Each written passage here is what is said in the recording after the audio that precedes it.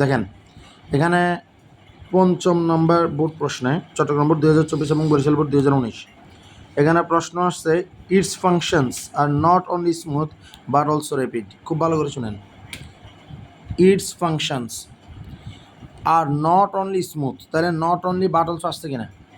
তো not only but also আসা কথা হইলো আসলে বুঝতে হবে বাক্যটা নেগেটিভে আছে। নট অনলি বাট অলসো যদি আসে তাহলে বুঝতে হবে বাক্যটা কিসে আছে? নট অনলি বাট অলসো যদি থাকে বুঝতে হবে বাক্যটা কিসে আছে? নেগেটিভে আছে। তাহলে মাথায় রাখবেন যে not only dot dot but also এটা আছে মানে বাক্যটা নেগেটিভে আছে। তাহলে নেগেটিভ বাক্যকে আমাদেরকে অ্যাফার্মেটিভ করতে বলছে। তাহলে নট অনলি আর বাট অলসো কি থাকবে না? উঠে যাবে। নট অনলি জায়গাতে আনবো বোথ, আর বাট অলসো জায়গাতে আনবো গিয়া অ্যান্ড। বাকি যা আছে সব কি থাকবে? তেমনই থাকবে। কীভাবে বলতে হবে তাহলে? ইটস ফাংশনস কি বলতে হবে? আর নট অনলি জায়গায় দেবো গিয়া বোথ, কি দেব? বোথ স্মুথ, বাট অলসো জায়গায় দেবো গিয়া অ্যান্ড র্যাপিড। কথা বোঝা যাচ্ছে? ইটস ফাংশনস আর বোথ স্মুথ অ্যান্ড র্যাপিড। ইয়ার কার্যক্রম মানে স্মুথ এবং গিয়া দ্রুত। কথাকে বুঝতে পেরেছে? শুধু দ্রুতই না বরং বা তাছাড়াও স্মুথ ইয়ার কার্যক্রম। কথা বোঝা যাচ্ছে? এই ব্যাপারটা থেকে নিয়ে আসছি কি ইয়ার কার্যক্রম হয় উভয় স্মুথ অ্যান্ড র্যাপিড এবং দ্রুত। কথা বোঝা যাচ্ছে? তাইলে নট অনলি জায়গায় কি বসাবো? বোথ, আর বাট অলসো জায়গায় কি বসাবো? কি বসাবো? অ্যান্ড। এ ব্যাপারে কারো কোনো আপত্তি আছে কি না? কারো কোনো আপত্তি আছে? তাহলে নট অনলি বাট অলসো এটা দ্বারা বুঝলাম বাক্যটা হলো অ্যাফার্মেটিভ, ঠিক না? কে অ্যাফার্মেটিভ? কি আদব বল রাবিশ, এটা নেগেটিভ। এটা কি negative. Are not only but also যদি আমি বাদ দিই বোথ ডটের অ্যান্ড বুঝাই তাহলে এটা কি অ্যাফার্মেটিভ। এখন আমার বাক্যে দেওয়া আছে নট অনলি বাট অলসো বানাইতে হবে অ্যাফার্মেটিভ। তাহলে কি করছি? নট অনলি তুলে বোথ লাগাইছি, বাট অলসো করে অ্যান্ড লাগাইছি, আর বাকি যেমন আছে সব তেমন দেখবো, কোনো চেঞ্জ করি নাই। এটা হলো ব্যাপারটা। কথা বোঝা গেছে? কথা বোঝা গেছে কিনা এটা? ওকে, ঠিক সেম কথা। এবার আসেন, এখানে আর কোনো নাই, তাহলে এবার অপোজিট পেজে যাই।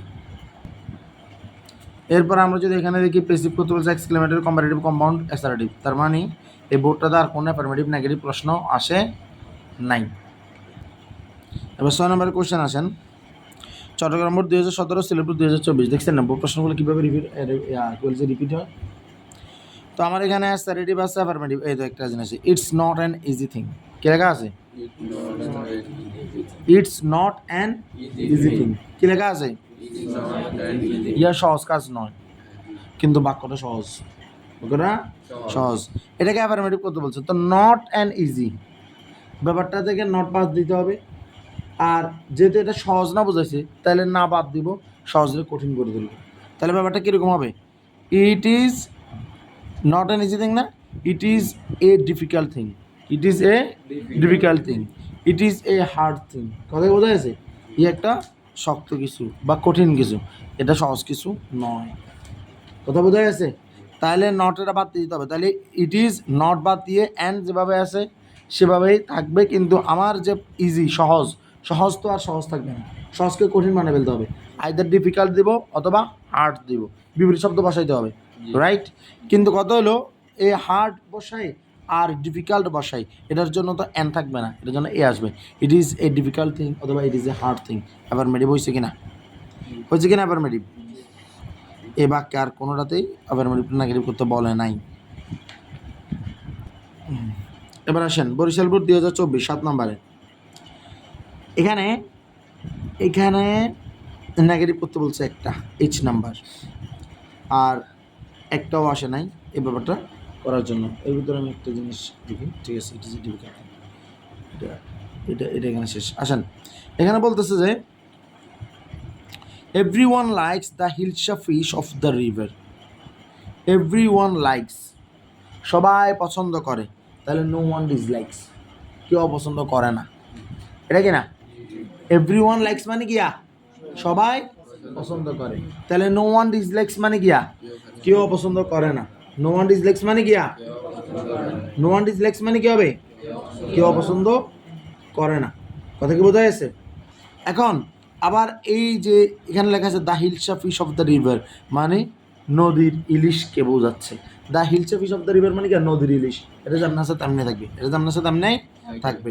এর বাইরে একটা ব্যাপার হলো যে এখানে আমরা একটা জিনিস শিখছিলাম আবার, যে এভরি ওয়ানকে আবার একটা জিনিস বলা যায়, এভরি দেখলে দেয়ার ইজ নো, এভরি দেখলে কি দেয়ার ইজ নো, এভরি দেখলে আবার কি বোঝা যায় দেয়ার ইজ নো। তাহলে ওয়ানের জায়গায় ওয়ান থাকবে, there is no one, there is no one, but no এর পরে মনে আছে there is nobody, everybody there is nobody, every mother there is no mother, but loves her child, মনে আছে না, মনে আছে না? তাহলে বাট বসে যাবে, তাহলে there is no one but likes the hilsa fish of the river, অথবা no one dislikes the hilsa fish of the river. Now it's up to you which answer you want to select. তাদের বোঝা গেছে? এটা এখন তোমার বিবেচ্য বিষয়, তুমি কোনটা নির্বাচন করতে চাও। তাহলে no one dislikes the hilsa fish of the river, অথবা there is no one but likes the hill fish of the river। বোঝা গেছে? এটা আল্লাহর মতো বোঝা গেছে? Very good. লেখা আছে জার্নি বাই ট্রেন, এটা হলো 8 নম্বর প্রশ্ন, দিনাজপুর বোর্ড 2024। তাহলে আমরা আমাদের কাঙ্ক্ষিত লক্ষ্যে চলে আসছি। এই জার্নি বাই ট্রেন, এখানে একটা জিনিস আমি বলে রাখি, আমি আমাদেরকে যখন অ্যাফার্মেটিভ টু নেগেটিভ বা নেগেটিভ টু অ্যাফার্মেটিভের কথাগুলো আলোচনা করছিলাম, তখন আমি আলোচনা করছি এখানে বোর্ড প্রশ্ন ছিল 2022 থেকে 16-15 সাল পর্যন্ত। কথা বোঝা গেছে? এখন যে আমি আলোচনা করতেছি এটা হলো 2024 সাল। এটা কোনটা? তাহলে বাদ গেছে কি 2023 সাল, মাঝখানে বাদ গেছে কি? এটা আপনারা সলভ করে নেবেন। কথা বোঝা গেছে? এটা আপনারা সলভ করে নিয়ে আসবেন। এই journey by train is always enjoyable. Journey by train মানে কি? ট্রেনের ভ্রমণ অলওয়েজ এনজয়েবল মানে সবসময় উপভোগ্য, সবসময় উপভোগ্য। তাহলে অলওয়েজ থাকলে সবসময় মাথায় রাখবেন যে নেভার ব্যবহার করতে হয়। অলওয়েজ থাকলে কি ব্যবহার করতে হয়? নেভার ব্যবহার করতে হয়। অলওয়েজ থাকলে কি ব্যবহার করতে হয়? নেভার ব্যবহার করতে হয়। অথবা রেয়ারও বলে, অথবা আবার কি বলে? রেয়ার বলে। কথা কি বোঝা গেছে? আবার কি বলে? রেয়ার বলে। আর মাথায় রাখবেন এনজয়েবল মানে কি? উপভোগ্য, মানে যেটা আনন্দদায়ক। ঠিক আছে? আর এনজয়েবলের বিপরীত শব্দ দুইটা, একটা হলো বোরিং মানে বিরক্তিকর, আমাকে আমি বলবো যে আপনারা বোরিংটা ইউজ করেন, অন্য কিছু ইউজ করিয়েন না, আর না জানলেও চলবে। একটা বলে যে মনোটোনাস, মনোটোনাসটা কিন্তু আসলে ব্যবহার করা যায় না। মনোটোনাস মানে ধরতে 1 টানা 6 ঘন্টা হওয়ার, তাহলে তো তোরা ভালো লাগবে না খারাপ লাগবে? কারণ তোরা তো ইচ্ছা মার্কা, খারাপ লাগবে, ঠিক আছে না? এটাও ভিত্তি ভালো লাগবে, কারণ এদের 6 ঘন্টাই পড়া। কথা বোঝা গেছে? তো এখন এটা মনোটোনাস, মনোটোনাস মানে একঘেয়েমি, মানে